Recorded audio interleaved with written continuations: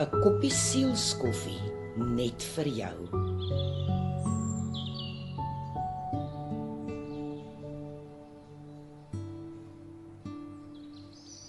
Is jy op 'n plek van frustrasie omdat dinge nie uitwerk nie? Omdat jy so hard werk en niks gebeur nie? Dalk omdat jy op hierdie stadium in jou lewe voel asof jy al op 'n meer gevorderde vlak moes wees in jou werk, verhoudings en selfs jou emosies. Droom jy al so lank van dit wat jy wil bereik? En tot dusver bly dit net 'n droom en niks meer nie. Het mense in die lewe jou al so rondgegooi en vertrap, dat dit 'n vrees in jou laat ontstaan het om dit eerder te vermy en op te gee op alles wat vir jou saak maak. Dit alles veroorsaak natuurlik 'n geveg in jou binneste, wat een van die moeilikste oorloë is om te oorkom. En voor jy jou kom kry, is jy op die frustrasietrein. Dis natuurlik 'n gevaarlike trein om te vat, want dit lei tot 'n vuur van woede, verkeerde optredes en 'n tranedal vol vrees en verwarring. Somtyds verstaan ons nie eers ons frustrasie nie, en wil ons onsself wys maak dat dit is nou maar eens en vir altyd hoe ek voel en klaar. God sê egter, draai na die rots, praat met my.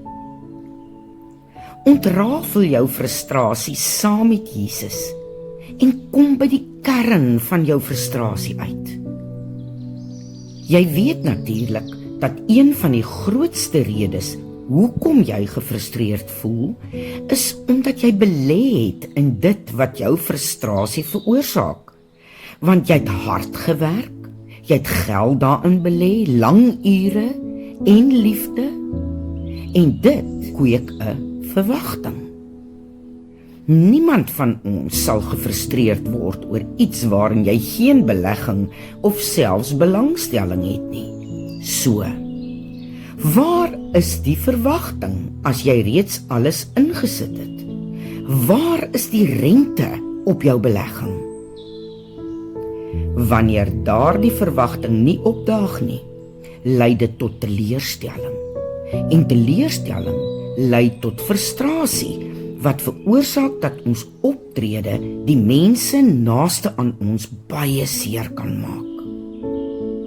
Frustrasie is dus wanneer teleurstelling in jou binneste kom nes maak. Frustrasie is wanneer teleurstelling in jou bors wegkruip en uit jou maag uitskree. Ek het gedink ek sal nou al verder wees in die lewe. Ek het gedink ek sou teen hierdie tyd 'n deurbraak hê.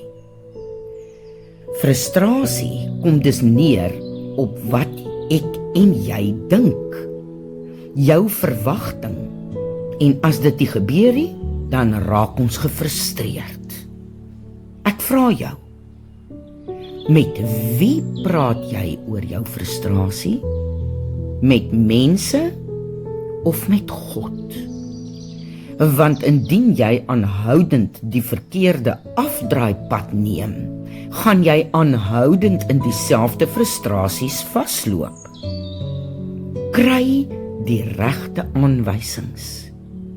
Jy is in 'n fase van verandering wanneer jy op die punt van frustrasie kom. Draai na die rots en vra hom wat jy anders moet doen om die regte uitkoms te bewillig. Vra Jesus watter verandering hy in jou lewe wil bewerkstellig en om met sy hulp jou frustrasie in dankbaarheid om te skakel, sodat jy by die regte verwagting kan uitkom. Praat met jou frustrasie in die naam van Jesus en gaan lê dit by sy voete. Gee dit vir God en loop die pad van verandering saam met die Vader. Verandering vir elkeen van ons lyk anders. En ek en jy kan die pad na verandering slegs vind indien ons tyd in sy teenwoordigheid spandeer. Doen dit vandag nog, want God se planne vir ons elkeen is goed en hy gee vir ons elkeen 'n verwagting van voorspoed. Vertrou hom daarmee. Ons gesels gou weer.